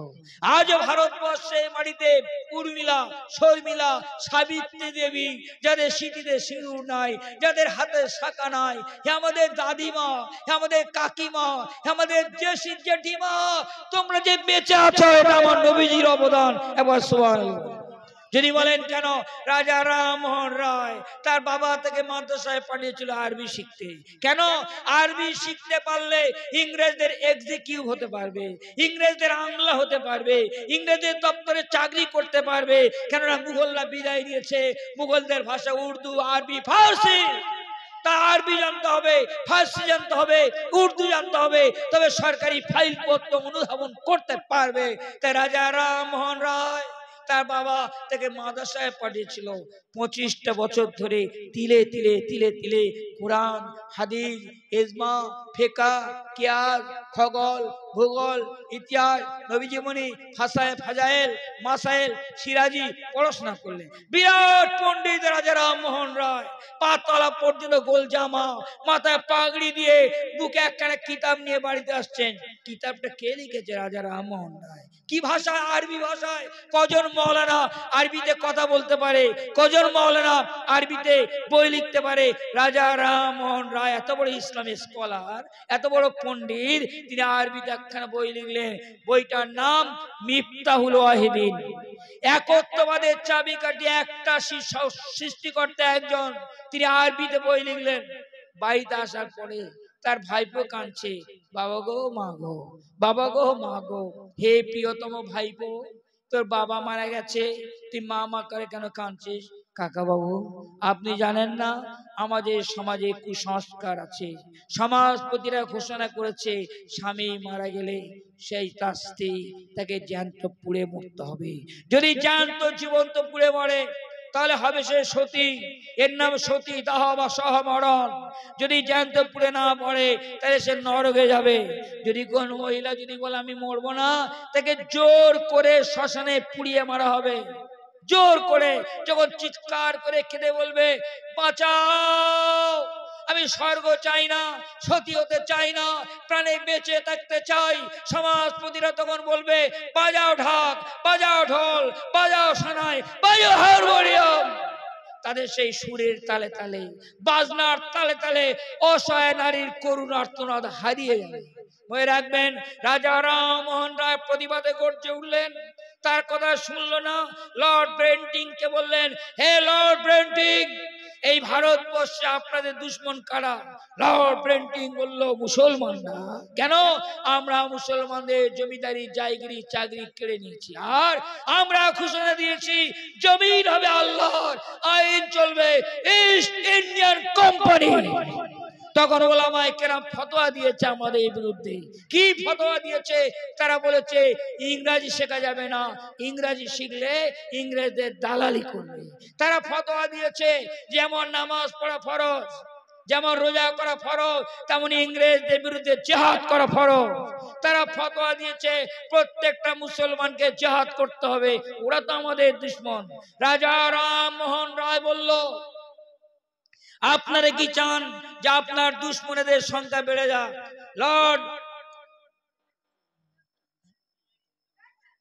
লর্ড বেন্টিং বলল সবে জলসার মানে শুরু হচ্ছে, আর বলছি শেষ করে দিই, আমার হিট সবে আরম্ভ হয়েছে। ঠিক আছে শেষ করে দিই ভাই। হ্যাঁ বলছি 2টো বাজে, তার ঠিক আছে বেশিক্ষণ বলবো না, 15-20 মিনিট বলে দোয়া করবো। একটু দরুদ শরীফ পড়েন, আল্লাহুম্মা সাল্লি আলা মুহাম্মাদিন ওয়া আলিহি ওয়াসাল্লাম। আপনারা বলছেন বলে বলছি, রাত অনেক, আপনাদের কষ্ট দিতে চাই না, তবে একটা কথাই বলবো। রাজা রামমোহন রায় লর্ড বেন্টিংকে বললেন মুসলমান তো সংখ্যায় বেড়ে যাচ্ছে, হিন্দু ঘরের মেয়েরা জীবন বাঁচানোর জন্য যদি কোনো হিন্দু ঘরের মেয়ে টিউবওয়েলে জল আনতে যায়, যদি শোনে স্বামী মারা গেছে সে আর ঘরে ফিরবে না, মুসলিমদের বাড়ি পালিয়ে যাচ্ছে, ঘাটে গেছে কাজ করতে, মাঠে গেছে আত্মীয়র বাড়িতে গেছে, শুনলো স্বামী মারা গেছে, সে ঘরে ফিরবে না, জানে ওখানে গেলে তো জীবন্ত কবর। সে চলে গেল মুসলিমদের বাড়িতে, গিয়ে বললো ভাই তুমি মুসলিম, আমি মুসলিম হব, আমাকে বিয়ে করবে, আমাকে শাদী করবে? যদি বলেন কোথায় লেখা আছে? ভারতবর্ষের মাটিতে উচ্চ মাধ্যমিকে পশ্চিম বাংলার কোর্স উচ্চ মাধ্যমিকে একটা কবিতা আছে, তার নাম সহমরণ। কবিতা লিখেছেন কে? সত্যেন্দ্রনাথ দত্ত। তিনি কি লিখেছেন? হিন্দু ঘরের মেয়েরা জীবন রক্ষার জন্য মুসলিমদের সাথে শাদী করছে শুধু। তাই লর্ড বেন্টিং মুসলিম সংখ্যায় বেড়ে যাচ্ছে, আপনি আইন পাশ করে এই সতী দেওয়াটা বন্ধ করে দিন। রাজা রামমোহন রায়ের প্রচেষ্টায়, লর্ড বেন্টিং এর কার্যকরিতায় ভারতবর্ষে সতী দেওয়াটা বন্ধ হলো। এই অবদানকার নবীজি। মনে রাখবেন বিদ্যাসাগরকে সব বললেন, বিদ্যাসাগর বলল আমি পশ্চিম বাংলার মাটিতে অমুসলিম হিসেবে সর্বপ্রথমে আমি আমার নিজের পুত্রকে বিধবার সঙ্গে বিয়ে দিলাম। বিয়ে দেওয়ার পরে ঋষি বঙ্কিমচন্দ্র বাজারে প্রচার করতে লাগলো সাগর শুকায় গেলে বালু পড়ে রয়। বিদ্যাসাগরের বিদ্যে বুদ্ধি কিছু নাই, কোরআনের কাদার বালি। তাই আমাদের ধর্মের বিধান পরিত্যাগ করে ইসলামের আইন চালু করেছে, নিজের পুত্রকে বিধবার সঙ্গে বিয়ে দিয়েছে, প্রচার চলছে সাগর শুকায় গেলে বালু পড়ে রয়। বিদ্যাসাগর খুব রাগী, কারোর কাছে মাথা নত করেন না। সেই বিদ্যাসাগর পাল্টা জবাব দিলেন আমার জুতা শুকাইয়া বঙ্কিম হয়, সাগর শুকাইয়া গেলে বালু পড়ে রয়, আমার জুতা শুকাইয়া বঙ্কিম হয়। বঙ্কিমচন্দ্র বিদ্যাসাগরকে বলল আপনি কি বলেছেন যে আমার জুতা শুকাইয়া বঙ্কিম হয়? হ্যাঁ, আমি দরিদ্র মানুষ, কাঁচা চামড়ার জুতো ব্যবহার করি, কাঁচা চামড়া শুকে গেলে বেঁকে যায়, আর বঙ্কিম মানে বাঁকা, তাই আমি বলেছি আমার জুতা শুকাইয়া বঙ্কিম হয়। আগে জামানায় কবিদের সাহিত্যিকদের তর্ক বিতর্ক চলতো। যেমন রবীন্দ্রনাথ ঠাকুর নজরুল ইসলামকে বলল এমন একটা বাক্য বলো ঘ থাকবে শেষে র থাকবে আগে, এমন একটা বাক্য বলো ঘ থাকবে শেষে র থাকবে আগে। নজরুল ইসলাম জবাব দিল রাম ছাগলের দাড়ি দেখে ভয় করে কি বাঘে, রাম ছাগলের দাড়ি দেখে ভয় করে কি বাঘে। মনে রাখবেন কবিতার লড়াই হতো, তর্ক বিতর্ক হতো। কিন্তু এই বঙ্কিমচন্দ্র কঠোর সাম্প্রদায়িক, তিনি একখানা বই লিখেছেন, বইটার নাম আনন্দমঠ, সেটা আবার ভারতের জাতীয় বই। সেই বইটাতে কি লেখা আছে? এমন দিন কি হইবে মসজিদ ভাঙিয়া রাধা মাধবের মন্দির গড়িব, মার মার নেড়ে মার মেলচ্ছ মার জবন মার মুসলমানের বুকে পিঠে চাপিয়া মার। বইটার নাম আনন্দমঠ। লেখকের নাম বঙ্কিমচন্দ্র। সেই বইটা ভারতের জাতীয় বই। সেই লেখক সাহিত্যিক সম্রাট। দুঃখের বিষয়, পরিতাপের বিষয়, আরেক জায়গায় আঘাত দিয়েছে, আমার কলিজায় আঘাত দিয়েছে, মুসলমানের কলিজায় আঘাত দিয়েছে। মনে রাখবেন, একজন ভদ্র মহিলা, তার নাম চেবুন্নেসা। তিনি হলেন আওরঙ্গজেবের মেয়ে, কোরআনে হাফেজা, আলেমা, হাদিস শাস্ত্রের পণ্ডিত। তার মুখ কেউ কোনোদিন দেখেনি। তিনি নিজের আব্বার কাছে কোরআন মুখস্থ করেছেন, হাদিসের পণ্ডিত হয়েছেন। অসূর্যম পশানারী, সূর্য কোনোদিন তার দেখেনি। সেই মহিলা তার বিরুদ্ধে একখানা বই লিখেছে বঙ্কিমচন্দ্র, কেননা ওটা আওরঙ্গজেবের মেয়ে। আওরঙ্গজেবের মেয়ে আমাদের মা, আমাদের বোন, সূর্য তাকে ছোঁয়নি, তার বিরুদ্ধে একখানা বই লিখেছে। বইটার নাম আনন্দমঠ। এই বইটার নাম হলো রাজসিংহ। রাজসিংহ বইটাতে তিনি পরিষ্কার প্রমাণ করেছে যে আওরঙ্গজেবের বেটি, তার নাম চেবুন্নেসা, তিনি চরিত্রহীনা ছিলেন। একবার বলুন নাউজুবিল্লাহ মিন জালিক। শ্রদ্ধেয় স্নেহাস্পদ ভাইরা, যে আওরঙ্গজেব এত বড় নেককার, পরেশগার, খোদা ভীরু, জান্নাতীর ছিলেন, জীবনে কোনোদিন নামাজ কাজা করেননি, তাহাজ্জুদের নামাজ কাজা করেননি। প্রত্যেক সপ্তাহে দুটো করে রোজা রাখতেন। বিখ্যাত 500 আলেম ওলামাকে নিয়ে একটা ফতোয়ার কিতাব লিখেছেন, তার নাম ফতে আলমগীর। সেই দিল্লির সম্রাট, ভারত তখন ভাগ হয়নি, পাকিস্তান তৈরি হয়নি, বাংলাদেশ তৈরি হয়নি, আফগানিস্তান তৈরি হয়নি, অবিভক্ত ভারতবর্ষের তিনি 50 বছর শাসন করেছেন হিন্দু প্রধান দেশে। সে আওরঙ্গজেব একদিন তার বাড়িতে তার স্ত্রী বলছেন, ও প্রাণের স্বামী, আমি নিজে হাতে আপনার রান্না করে খাওয়াই। ওই নারী ভাগ্যবতী নারী, যে নারী নিজে হাতে রান্না করে তার স্বামী, তার সন্তানদের খাওয়ায়। তুমি প্রাণের স্বামী, গতকাল রাত্রিতে রুটি পাকাতে গিয়ে আমার হাতটা পুড়ে গেছে, প্রচন্ড যন্ত্রণা করছে, কয়েকদিনের জন্য একটা কাজের মেয়ে করে দেবেন? আওরঙ্গজেব তখন বিবির হাতটা ধরে মৃদু চুম্বন দিতেছে আর বলছে, বিবি রে, তোমার হাতটা পুড়ে গেছে, আমি দুঃখিত, আমি ব্যথিত, আমি শোকাহত, আমি মর্মাহত, কিন্তু বিবি, আমি তোমার জন্য দাসী কোথায় পাবো? হয়তো তুমি মনে মনে ভাবছো তোমার স্বামী দিল্লির সম্রাট, কিন্তু তুমি তো জানো তোমার স্বামী একজন দিনহীন ভিখারি। জীবন জীবিকার জন্য আমি টুপি সেলাই করে আর কোরআন লিখে বিক্রি করে খাই। আমার জীবন জীবিকার জন্য টুপি সেলাই করে আর কোরআন লিখে বিক্রি করে খাই, তোমার জন্য দাসী কোথায় পাবো? এ টাকা পয়সা অর্থ সম্পদে আমার নয়, এটা জনগণের, আর জনগণের সম্পত্তিতে হাত দেওয়ার অধিকার আমার নেই। আজকে সমস্ত রাষ্ট্র ক্ষমতা, সমস্ত সরকার কিভাবে জনগণের সম্পত্তি তসরুপ করছে, আর দিল্লির সম্রাট আওরঙ্গজেব তিনি বলছেন, বিবি রে, জনগণের সম্পত্তিতে আমার হাত দেওয়ার নৈতিক অধিকার নেই। সে আওরঙ্গজেব বিবিকে বললেন, বিবি, তুমি এই দোয়া পাঠ করো, আল্লাহ তাআলা তোমার কষ্টকে দূর করে দিবেন। তুমি 33 বার সুবহানাল্লাহ পড়বে, 33 বার আলহামদুলিল্লাহ পড়বে, আর 34 বার আল্লাহু আকবার পড়বে। মা ফাতেমার কষ্ট হয়েছিল, নবী দোয়া তাকে শিখিয়ে দিয়েছিলেন। অতএব মনে রাখবেন, এমন একটা জিন্দা পীর, তার কন্যা আলেমা হাফেজা তার চরিত্রে আক্রমণ করেছে। আমরা মুসলমানরা যদি এটা মেনে নিই, আমি যদি দুঃখ অনুভব না করি, তাহলে আমাদের ঈমান দুর্বল হয়ে যাবে। কেননা একজন সতী সাধী চরিত্রবতী নারীর চরিত্রে আক্রমণ করলে, মুসলমান যদি প্রতিবাদ না করে, মুসলমান যদি অন্যায় বিরোধিতা না করে, মনে রাখবেন তার ঈমানের ঘরে আগুন লেগেছে। শ্রদ্ধেয় স্নেহাস্পদ ভাইরা, এভাবে দিল্লির সম্রাট আওরঙ্গজেব তিনি একজন জিন্দা পীর ছিলেন, তিনি ন্যায়পরায়ণ ছিলেন। শ্রদ্ধেয় স্নেহাস্পদ ভাইরা, এইভাবে সর্বদিক দিয়ে কোরআনের বিরুদ্ধে, প্রিয় নবী সাল্লাল্লাহু আলাইহি সাল্লামের চরিত্রের বিরুদ্ধে একটা ঘৃণ্য ষড়যন্ত্র চক্রান্ত। এবার আমার বক্তব্য শেষ পয়েন্ট নিয়ে আলোচনা করছি। শেষ পয়েন্ট কি? ইহুদিরা নবীদেরকে কি বলেছিল? ইহুদিরা নবীদের বলেছিল, আমাদের বাপ দাদা ধর্ম মেনে নাও, তোমাদের ধর্ম মানা যাবে না, তা না হলে দেশ থেকে বার হয়ে যাও, দেশ থেকে বার হয়ে যাও।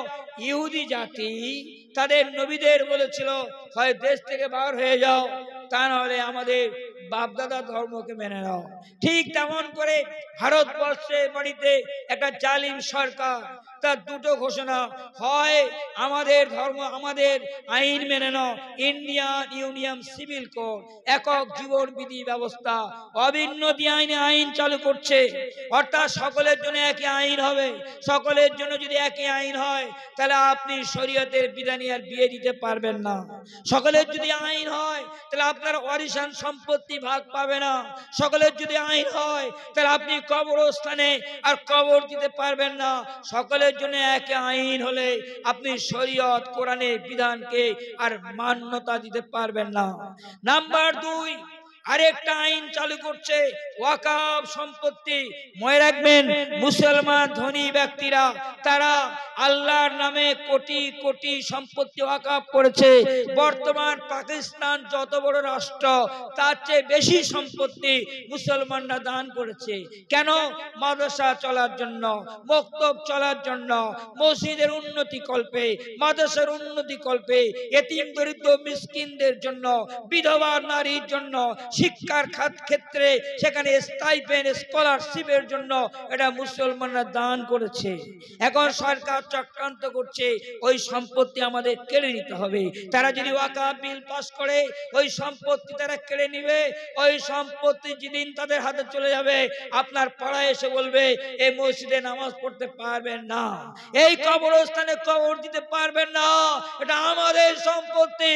এভাবে 42,000 মসজিদকে ধ্বংস করার জন্য, মাদ্রাসা শিক্ষা ব্যবস্থাকে খতম করার জন্য স্পেনের মাটিতে যে কায়দায় খতম করা হয়েছিল, ইহুদিরা ইসরায়েলেরা তারা ফিলিস্তিনের মাটিতে যে কায়দায় কৌশল করে মুসলমানদের শেষ করার চেষ্টা করেছিল, রাশিয়ার পবিত্র ভূখণ্ডে নাস্তিকবাদীরা যে কায়দায় কৌশল অবলম্বন করে মুসলমানদের ঈমানকে কেড়ে নিতে চেয়েছিল, প্যালেস্টাইনে, আফগানিস্তানের পাথুরে কাগরে পাহাড়িয়া প্রদেশে যে কায়দা কৌশল করে মুসলমানদের বুকে ঈমানের আগুন জ্বালিয়ে দিয়েছিল, সেই কায়দার ট্রেনিং তালিম নিয়ে ভারতবর্ষের বাড়িতে সেই কায়দা করার জন্য তারা নতুন স্বপ্ন দেখছে। স্বপ্ন তারা বাস্তবায়ন করবে। মনে রাখবেন, একদিকে ওয়াকাফ সম্পত্তি কেড়ে নেবে, আর একদিকে অভিন্ন দিয়ানি বিধি করবে, বলছে সকলের জন্য একটা আইন হবে।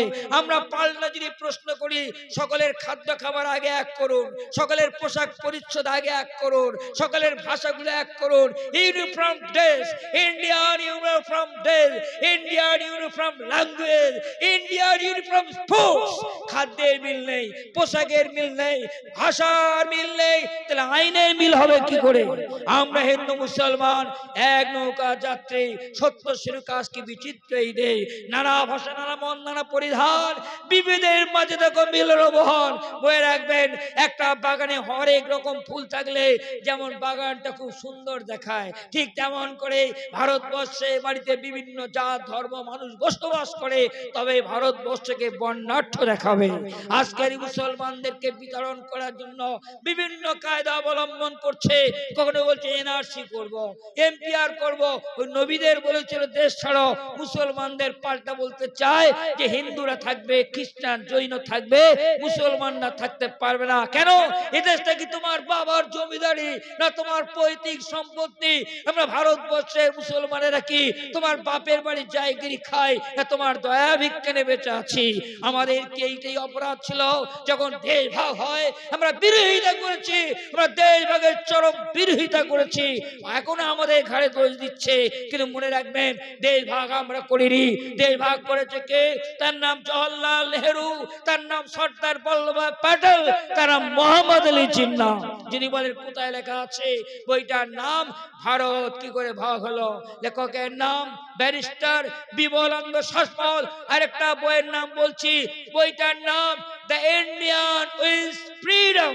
লেখকের নাম তৎকালীন কংগ্রেসের সর্বভারতীয় সভাপতি, ভারতবর্ষের শিক্ষামন্ত্রী হযরত মাওলানা মুফতি পীর কামেল আবুল কালাম আজাদ রহমতুল্লাহ আলাইহি। সেই বইটিতে লেখা আছে দেশ ভাগের জন্য জওহরলাল নেহেরু, সর্দার বল্লভভাই প্যাটেল আর মোহাম্মদ আলী জিন্নাহ এরা দায়ী। তারপর ভারতীয় মুসলমানরা পাকিস্তানে পালিয়ে যাচ্ছে। ওলামায়ে দেওবন্দ বলল তোমরা পাকিস্তানে যেও না, আমরা মুসলমানরা যদি পাকিস্তানে চলে যাই আমাদের মসজিদ, আমাদের মাদ্রাসা, আমাদের কুতুবখানা, আমাদের লাইব্রেরি, আমাদের কবরস্থানগুলো সব শুয়োরের খড় হবে। কেউ আজান দিবে না মিম্বারে, কেউ চেরাগ জ্বালাবে না, মিনারে আজান হবে না। তোমরা চলে যাও না। পাকিস্তানে যেমন আল্লাহ আছে, ভারতবর্ষে তেমন আল্লাহ আছে। আমরা রয়ে গেলাম বাই চয়েস, বাই চান্স নয়। তাই আমরা দেশকে গ্রহণ করলাম। আজকে আমাদের এখানে দোষ চাপানো হচ্ছে, এরা দেশটা ভাগ করছে। দুঃখের বিষয়, পরিতাপের বিষয়, স্লোগান উঠছে যে পাকিস্তান के साथ हाथ मिलाएगा उसको हाथ को काट दिया जाएगा। তার মানে প্রমাণ করতে চায় মুসলমানরা নাকি পাকিস্তানের সাথে হাত মেলায়। আমরা মুসলমানরা আওয়াজ তুলছি जो पाकिस्तान के साथ हाथ मिलाएगा उसको हाथ को काट दिया जाएगा, जो पाकिस्तान के साथ गले मिलाएगा उसके गले को काट दिया जाएगा। बीजेपी नेतारा তারা পাকিস্তানে গিয়ে একটা টেবিলে বসে কাবাব, বিরিয়ানি, কোপ্তা খাচ্ছে, কবজি ডিবিয়ে খাচ্ছে আর গোলা জলে আলিঙ্গন করছে। কয়েকদিন আগে এই ভারতবর্ষের সাম্প্রদায়িক শক্তি তারা ভারতবর্ষের গোপন খবর পাকিস্তানের কাছে বিক্রি করে খেয়েছে। আসল চোরগুলো ধরা পড়েছে। তুমি মহারাজ সাধু হলে আজ আজ আমি চোর বটে। অতএব মনে রাখবেন, আজকে দায়িত্বের কথা বলতে চাই। তাহলে ওয়াকাফ যদি কেড়ে নেয়, ওয়াকাফ যদি কেড়ে নেয় আর অভিন্ন দিয়াইনি যদি চালু হয়, তাহলে আমাদের বেঁচে থেকে কোনো লাভ আছে? জোরে বলেন। আমাদের বেঁচে থেকে কোনো লাভ নাই। তবে মনে রাখবেন, আমরা মুসলমানরা যদি লড়াই করি, আমরা যদি সংঘর্ষ করি, তাহলে ভারতবর্ষে ভূমিকম্প তৈরি হয়ে যাবে। যদি বলেন কেন? অমুসলিমরা বলছে মারবো, ধরবো, কাটবো, তাড়াবো। আমরা যদি প্রতিদ্বন্দ্বিতায় বলি লড়বো, মরবো, মারবো, তাহলে দেশে আগুন জ্বলে যাবে।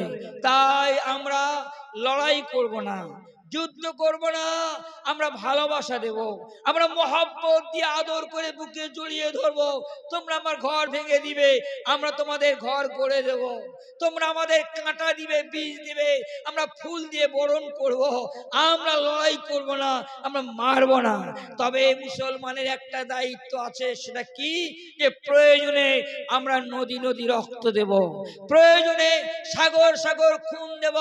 নবী যদি না থাকে, কুরআন যদি না থাকে, মসজিদ যদি না থাকে, মাদ্রাসা যদি না থাকে, মক্তব যদি না থাকে, তাহলে আমাদের বেঁচে থেকে কোনো লাভ আছে?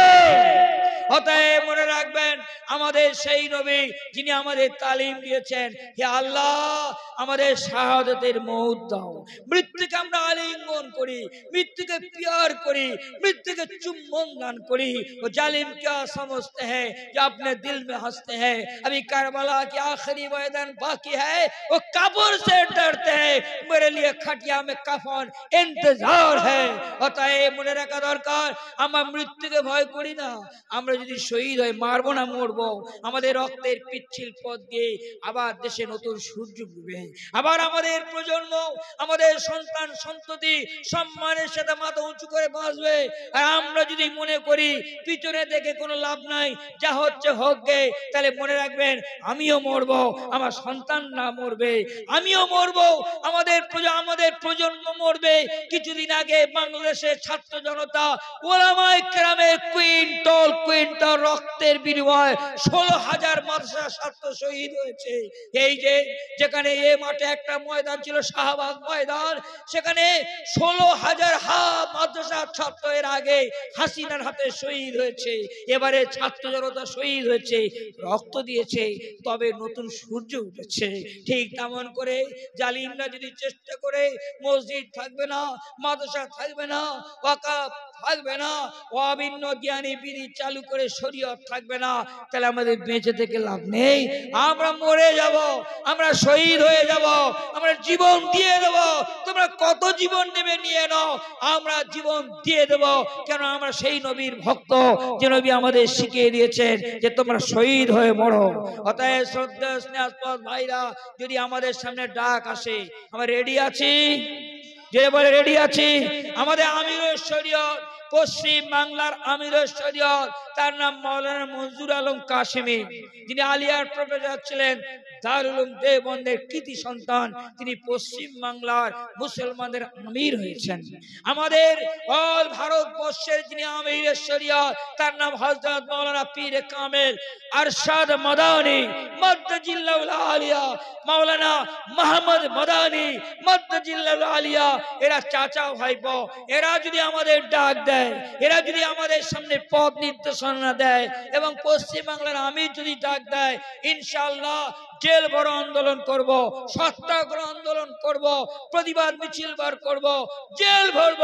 তারপরে যদি কাজ না হয় তাহলে নিজেদের জীবন দেব, কারো জীবন নেব না, জীবন দেব আমাদের রক্তের মিছিল পিচ্ছিল পথ দিয়ে। ইনশাআল্লাহ তাআলা শরীয়ত জাগ্রত হয়ে থাকবে, বলে ইনশাআল্লাহ। আল্লাহ রাব্বুল আলামিন আমার আপনার বক্তার শ্রোতার সবাকার কথাগুলোর প্রতি আমল করার তৌফিক দান করেন, বলে আল্লাহ আমিন। আর একটি কথাই বলি, প্রিয় নবী স্ত্রীদের মর্যাদা দিয়েছেন। আল্লাহর নবী বাড়িতে যখন যেতেন বিবিদের সালাম দিতেন, আসসালামু আলাইকুম ইয়া আয়েশাতুল হুমারা, আমার শরতে সিক্ত গোলাপ লাল টুকটুকি বিবি আয়েশা, আল্লাহ শান্তি তোমার প্রতি বর্ষিত হোক। বিবিকে সালাম